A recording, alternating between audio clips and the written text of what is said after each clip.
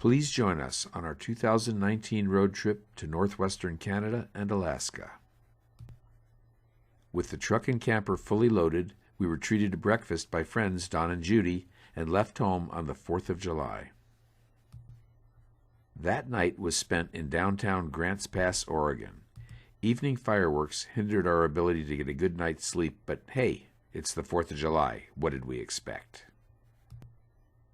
Day 2 took us through the big cities of Portland and Seattle, and we spent the second night in Bellingham, Washington. The following morning, after converting some U.S. money to Canadian, we crossed the border at Sumas. The rest of that day and the next were spent traveling through the Fraser River Canyon, then north and west in British Columbia. Early on day 5, we reached the southern end of the Cassiar Highway and stopped to take this obligatory photo. At this point, we were 1,900 miles from home. We've traveled up and down the Cassiar twice before, and each time seen quite a few black bears along the way. This time was no different. We've come to call them roadside bears.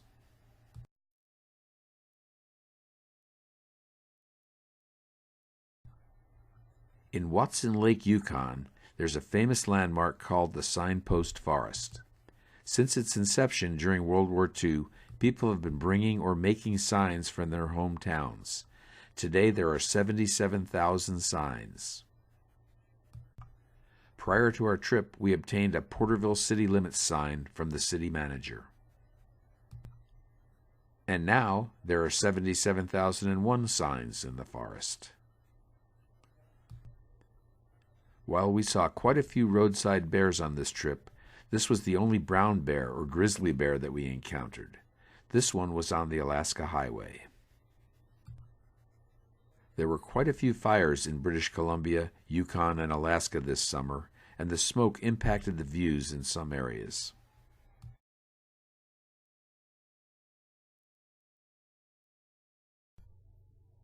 A roadside moose. With calf.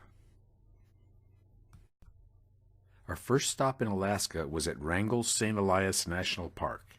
It's the largest U.S. national park, covering 8 million acres, and is larger than each of the 9 smallest states. The major cultural feature of the park is the Kennecott open-pit copper mine and its 14-story tall mill.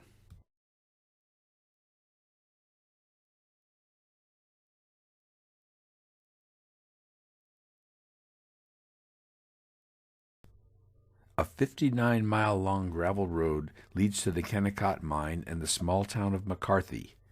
It parallels the rail line that was built to service the mine in the early 1900s. This is one of the old railroad trestles. This is a current bridge crossing a deep ravine on the road to and from Kennecott. From Wrangell St. Elias, we moved on to the Anchorage area for a planned meeting with longtime friends from New Jersey. We spent the night before our rendezvous in the parking lot of a VFW post in Eagle River, Alaska. The following day, we resupplied in Anchorage, did some laundry, and connected with Dick and Janet and their daughter Robin. Dick and I have been friends since elementary school and have shared many adventures through the years.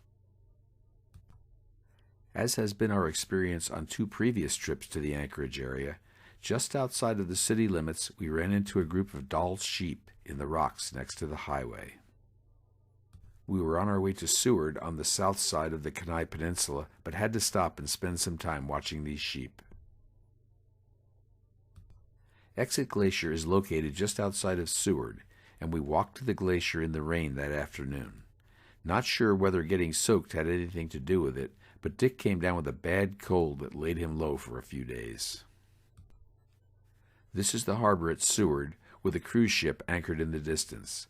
Our group took a half-day tour of Resurrection Bay that featured a nice lunch at Fox Island and lots of wildlife viewing around the bay. Sea otters are plentiful in this area and always fun to watch. Many species of seabirds inhabit the rocky coastline, and they, along with their droppings, cover the landscape. We encountered no whales on this excursion, but saw lots of seals sunning themselves on the rocks.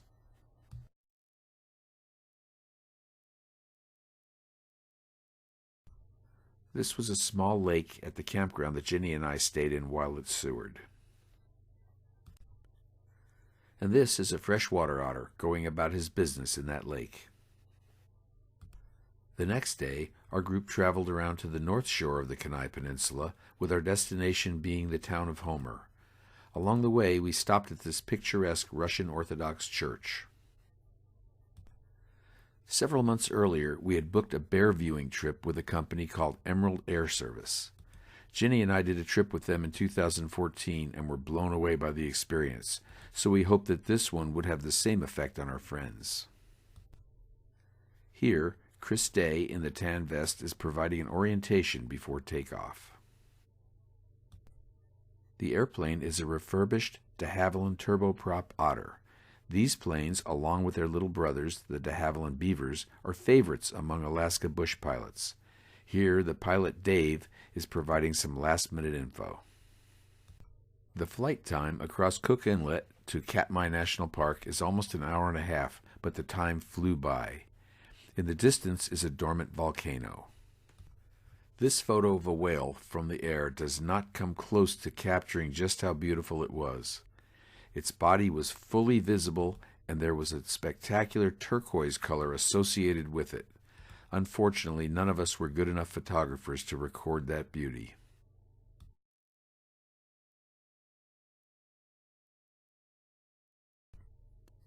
We flew past several glaciers like this one, and each time we did, the plane was wildly buffeted by the winds that whipped through the glacial valley and out to sea.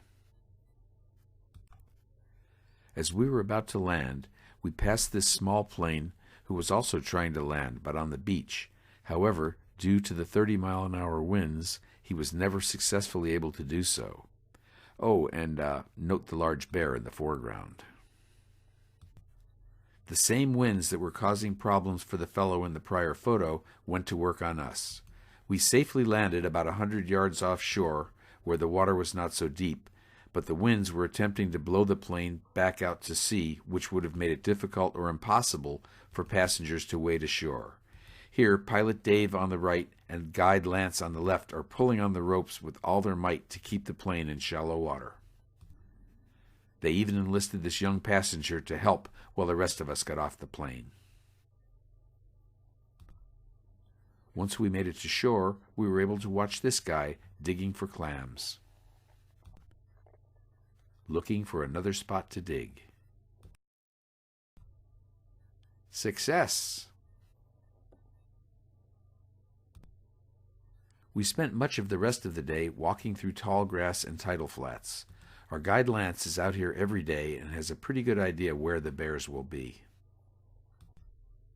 Here we encountered a large female and her year-old cubs. Lance suggested that we move on and return to observe this family later. So we did. A short while later, we came upon this mother with her 2-year-old cubs.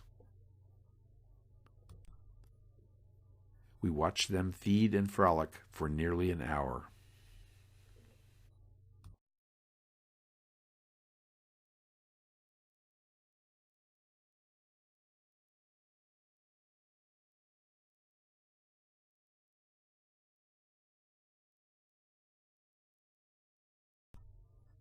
I should add that we were here on the 17th of July, and the salmon were not yet running in this area of Katmai National Park, so the animals were foraging on grasses and sedges.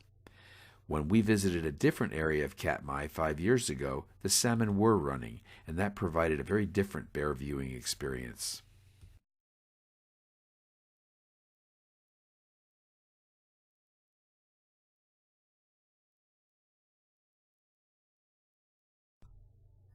Here, the group is heading back to find the mom and her 3 cubs that we had seen earlier in the day.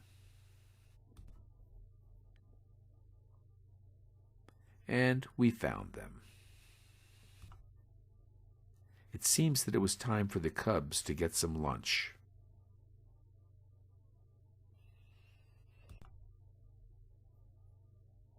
So we all decided to do the same.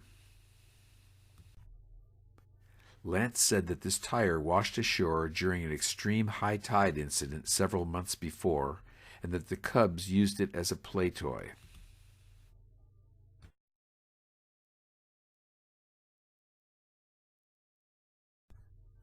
He said that there's something in the petroleum-based rubber tire that attracted the bears and caused them to gnaw on it. While the mom ate almost continually, she was always vigilant regarding her offspring.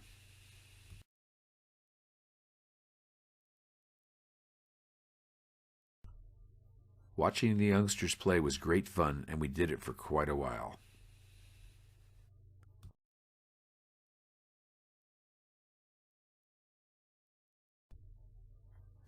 Here, they were pushing and pulling the tire around the meadow. As they were getting closer to us, Lance felt it was a good time to quietly depart before the mother became concerned. So, we worked our way back to the coast, where we were to meet the plane at 4 o'clock. Along the way, we passed this large male grazing off to our right. Dave was right on time, and as the winds had diminished, he was able to get very close to the beach. We once more encountered some severe turbulence when we were passing the glacial valleys, but things settled down once we got out over the open water, and the ride home went smoothly. This is Beluga Lake, where Emerald Air Service is located. Off in the distance, you can see the famous Homer Spit extending far out into Cook Inlet. On Friday of that week, we were back in the Anchorage area, and Dick, Ginny, and I traveled to Independence Mine State Park near Hatcher Pass.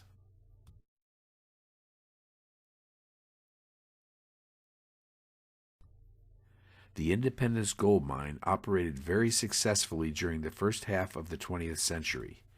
It closed down in 1951 and fell into a state of disrepair. In the early 1970s, some of the buildings were rebuilt, and it was turned into a state historic park.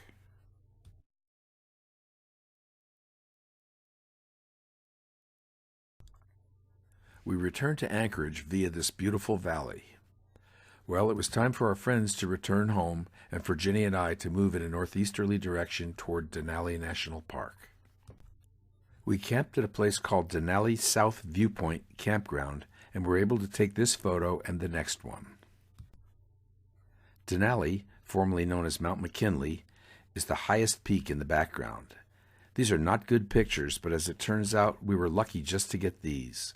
The closer we got to the mountain, the more obscured it was by smoke from nearby fires. The following day, we arrived at the front gate of Denali National Park.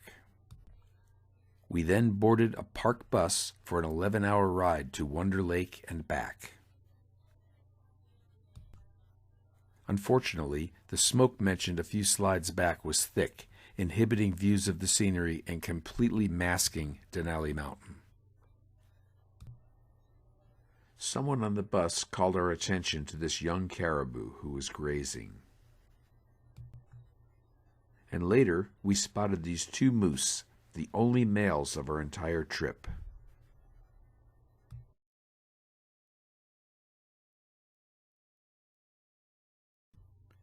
That evening, we camped at the western end of what is known as the Denali Highway, an east-west trending road that connects with the Alaska Highway.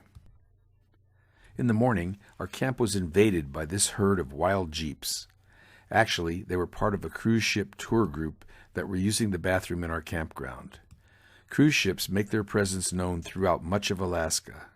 The nearest port here was 225 miles to the south, so these folks were likely bussed up to the area, spent the day touring the outback in these jeeps, and then bussed back to their ship.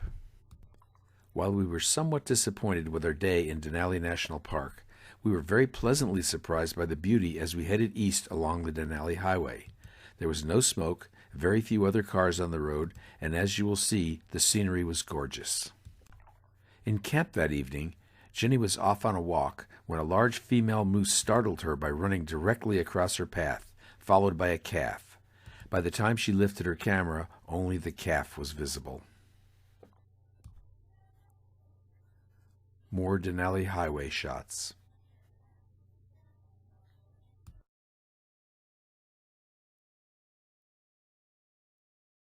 Later, and back on the Alaska Highway, we crossed the Alaska Pipeline. On earlier trips, we have visited both ends of the pipeline, so it was fun to see it at its midpoint. This was pretty typical of the campsites that we stayed in. As with many of them, there was a beautiful setting right out the back door.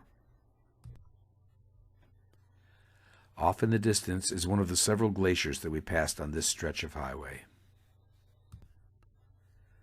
The Alaska Highway officially ends at the town of Delta Junction.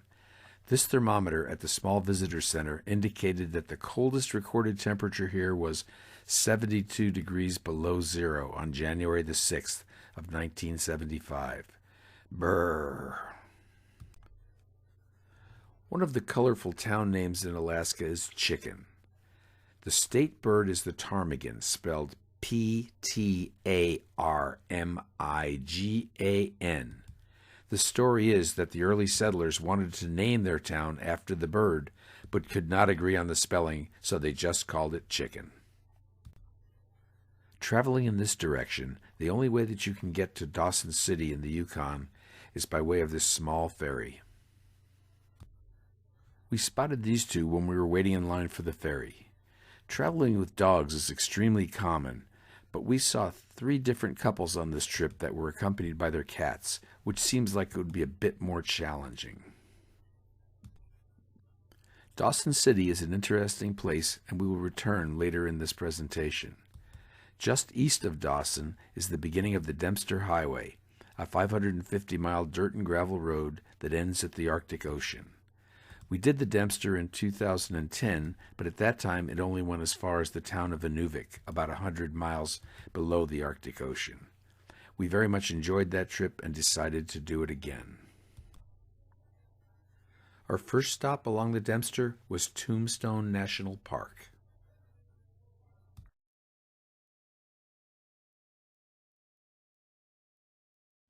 We had to go to an overflow spot as it was a Canadian holiday and all of the regular campsites were full. Still, a pretty nice view.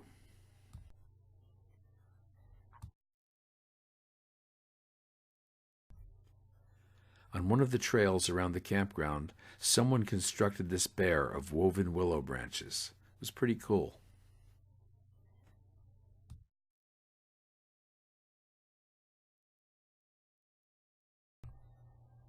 Crossing the Arctic Circle.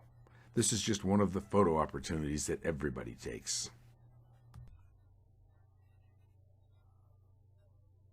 Scenery along the Dempster.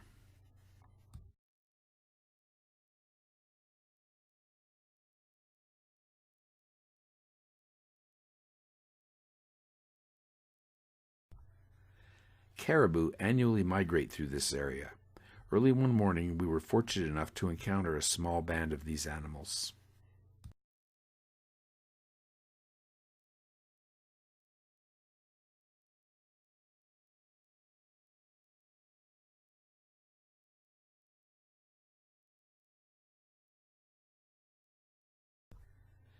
Eagle Plains is situated about halfway between Dawson City and Inuvik, and is one of the few places along the Dempster Highway that one can get fuel, a meal, and lodging.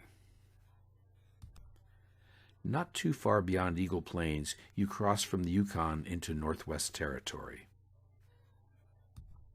Free ferries enable Dempster travelers to cross the Peel and Mackenzie rivers.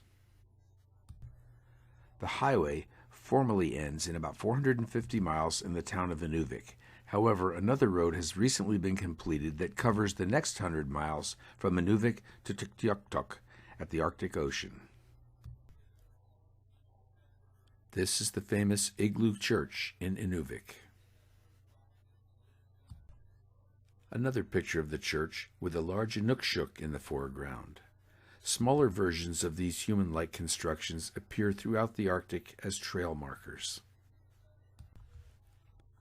We were told that they're stockpiling gravel in Tuktoyaktuk and encountered many large trucks, such as this one, in the final 100-mile stretch of the road. Tuktoyaktuk is known as the land of the Pingos.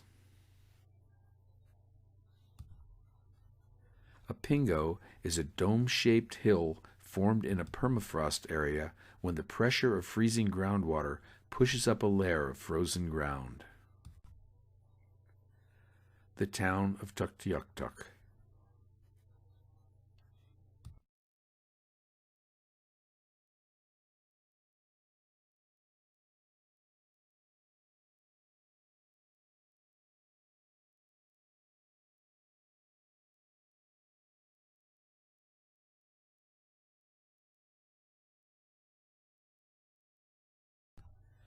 We ran into this group of 4 fun-loving women from China. There's a popular soft drink in China known as Arctic Ocean.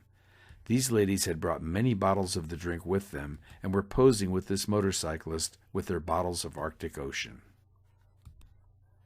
They graciously gave us one to drink, and we saved the bottle as a souvenir.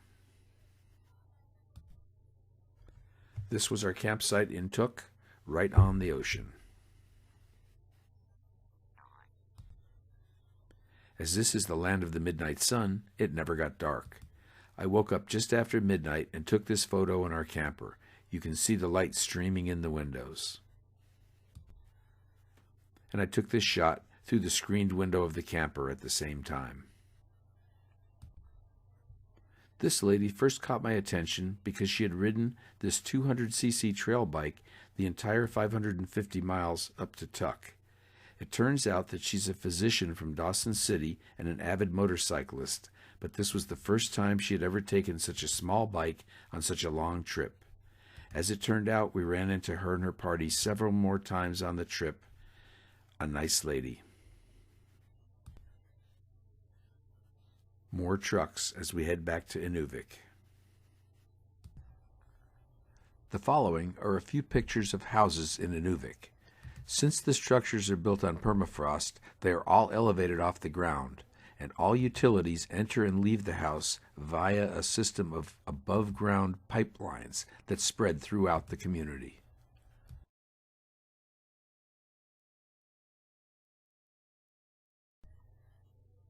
In line for another ferry crossing. The white building in the distance is a large tent that hosts the Midway Music Festival each summer in this remote area. The festival was still 4 days away, but we pulled in to look around and encountered an annual meeting of numerous First Nations tribes from throughout the region.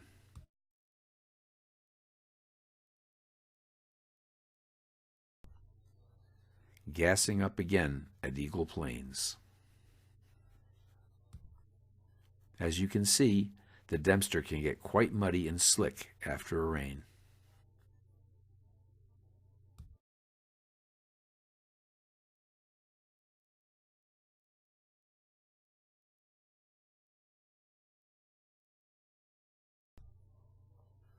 A beaver lodge on a small pond.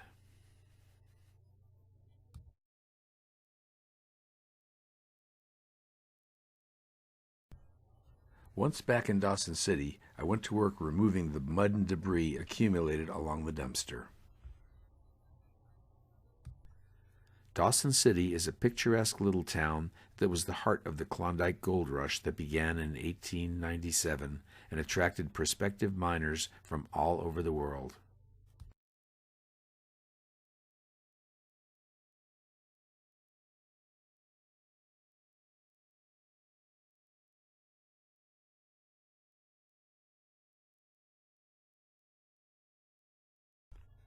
Dawson City is located at the confluence of the Yukon and Klondike rivers.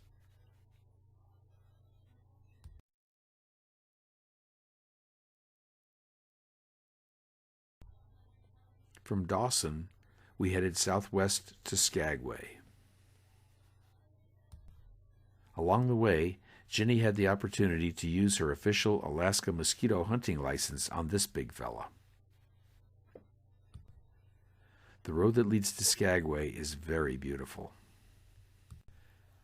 In Skagway, The White Pass and Yukon Rail Line takes passengers on an historic journey over White Pass to the town of Caracross and back several times a day. In the last years of the 19th century, Skagway was the primary port through which optimistic gold seekers passed on their way to the Klondike goldfields near Dawson City, Yukon. Today it is a stop for large Alaskan cruise ships. The Old Opera House caters to tourists and presents a show entitled The Days of '98. We stopped and talked with these young girls, but did not take in the show. This building was the meeting hall for the Arctic Brotherhood, an association of prospectors. It's unique in that the building's fascia is made up of driftwood logs and sticks.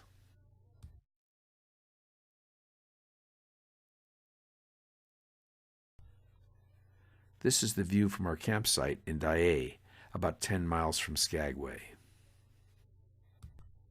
Pink salmon were running in a stream near the campground. Pink salmon are also known as humpies, as they display a pronounced hump back during the spawning stage of their life cycle. The famous Chilkoot Trail led from Dyea in Alaska to the gold fields of the Yukon in Canada. It was an arduous route, and prospectors were required to carry 1 year's worth of supplies with them. Here's Ginny at the beginning of the trail. Ginny captured this photo of 2 eagles fighting over a fish just behind our campsite. These 2 ladies rented scooters in Skagway and were on their way to Dyea when the older of the 2 accidentally ended up in a roadside ditch. We happened along and helped her back up onto the road and administered some rudimentary first aid. This is the historic Dyea Cemetery. Most of the men buried here were killed in an avalanche on the Chilkoot Trail.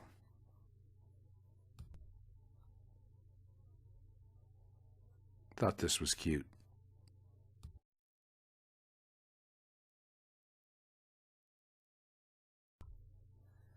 On the road out of Skagway, we ran across this kite surfer and stopped to watch him for a while. A decorated building in Carcross. By the way, the name of the town was shortened from Caribou Crossing. Here are a few miscellaneous shots of the inside of our camper.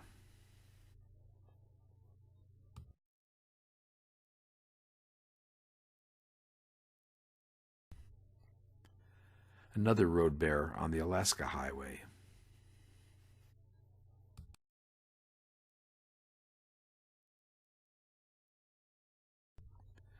And this is a lone wolf, the only one we've ever seen on our trips to the Arctic.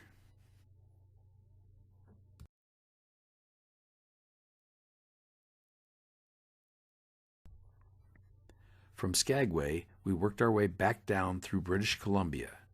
This was taken at our campsite at Meziadin Lake, near the turnoff for Hyder, Alaska, where we were to meet our friends Chuck and Barb from Minnesota. This is the Canadian town of Stewart, which sits right on the border and is adjacent to the American town of Hyder, at the far southern end of the Alaska Panhandle. Along the road, we stopped to watch this eagle fishing for lunch. It almost seemed as if he were doing a choreographed dance routine.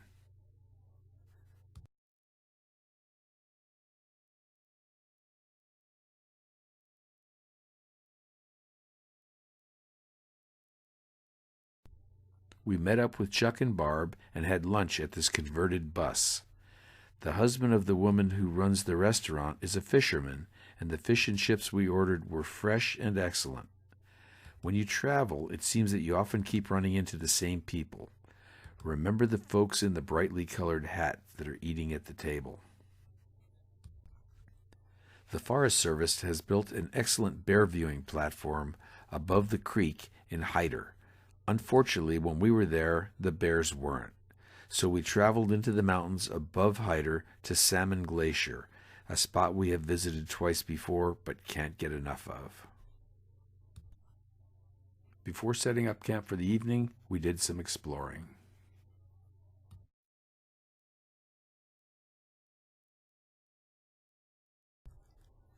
And this was the place that we chose to spend the night. This dirt road ended in another 75 yards, and it was a perfect place to set up camp.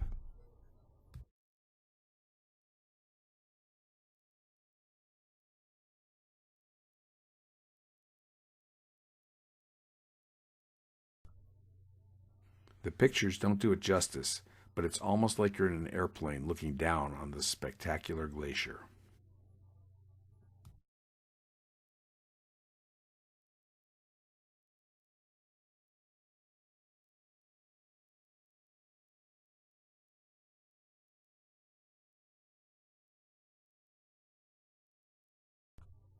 The following day, we continued north on the Salmon Glacier Road towards Berendon Glacier and the Grand Duke Mine.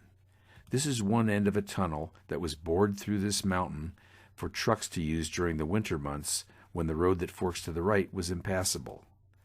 The cross is in memory of 26 men who were killed in an avalanche in February of 1965.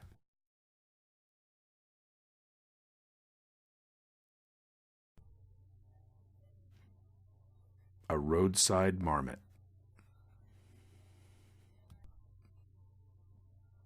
This is what's left of the mill at the Grand Duke Mine.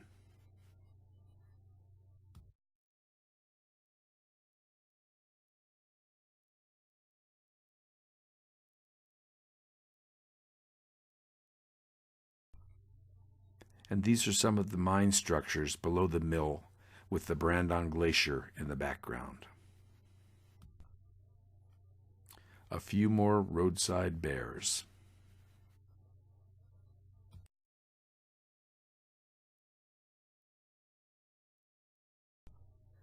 Here, we are in Prince Rupert, waiting in line for the ferry to Haida Gwaii, formerly known as the Queen Charlotte Islands. A few scenes from the harbor at Prince Rupert.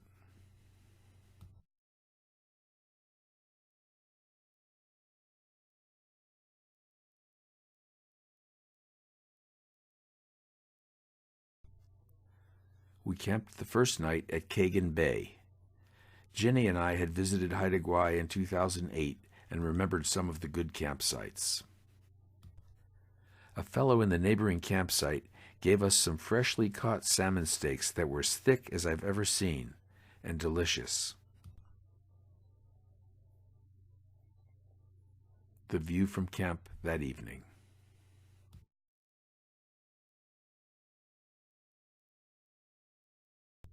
We stopped in the morning at the visitor center in Queen Charlotte City, where I caught up with an old friend, the Welcome Woman. Haida Gwaii consists of two large islands. The northern island is Graham Island, and the southern one is Moresby Island. We struck out initially for the far northern end of Graham Island and camped at Agate Beach Provincial Park. This large and relatively new totem pole was located at a private campground next to North Beach.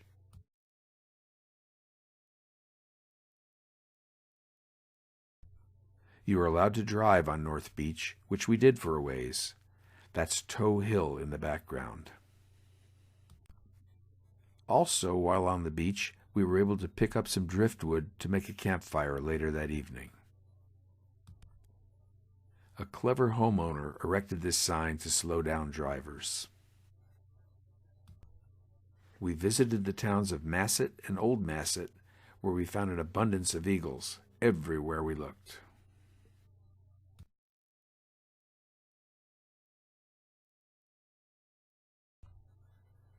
As well as eagles, there were also many totem poles in these towns.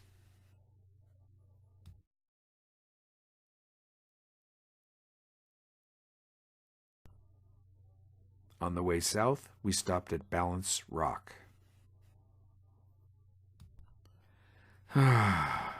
Some tourists just can't leave well enough alone.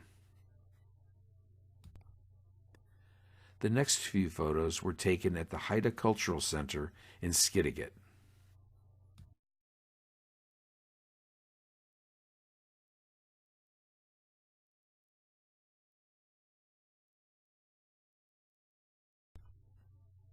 The next day, we awoke to more rain and took a short ferry ride to the South Island of Moresby. The largest town on Moresby is Sandspit, and this wood and copper salmon sculpture is a prominent part of that community. Oh man, more eagles. We spent the next few days at Gray Bay, a place that we fondly remembered from the last time we were here. On a day trip through the rainforest.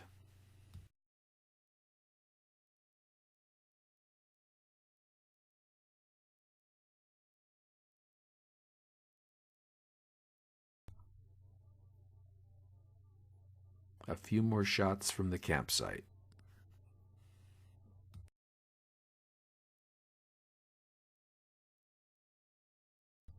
After a few days, we ferried back to Graham Island.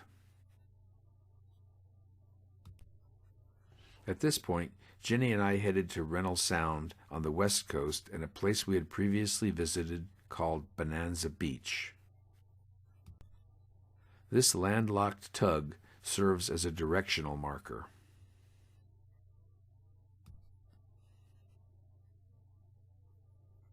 Bonanza Beach.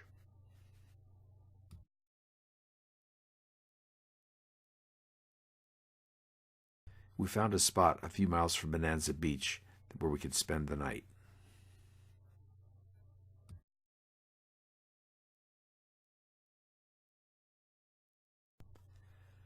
Two fishermen came over and offered us this freshly caught and cooked crab.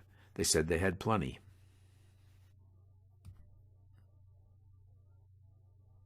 We gladly took them up on it. The next day, we returned to Kagan Bay and reunited with Chuck and Barb. Sadly, it was time to leave this enchanting place and head for home, about 2,000 miles away. As has become a tradition for us, we stopped at Mauricetown, British Columbia, to watch the local First Nations people catch salmon with dip nets. The men get close to the water via a series of aluminum ramps and use long poles to capture the fish that are attempting to swim up the surrounding waterfalls.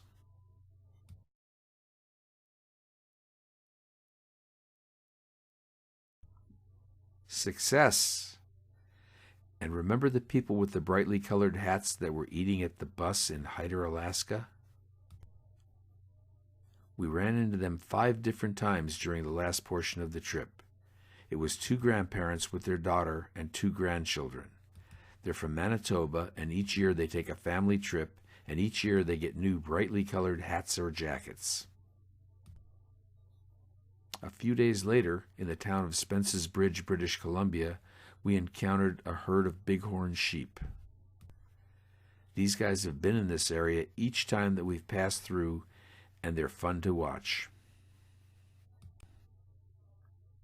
Here we're returning through the Fraser River Canyon. By the way, this is one of the roads that's featured on the TV show Highway to Hell. Spent our last night in a campground in Ashland, Oregon. Then it was on to Central California and home. Thanks for taking the time to watch our slideshow. We hope you enjoyed it.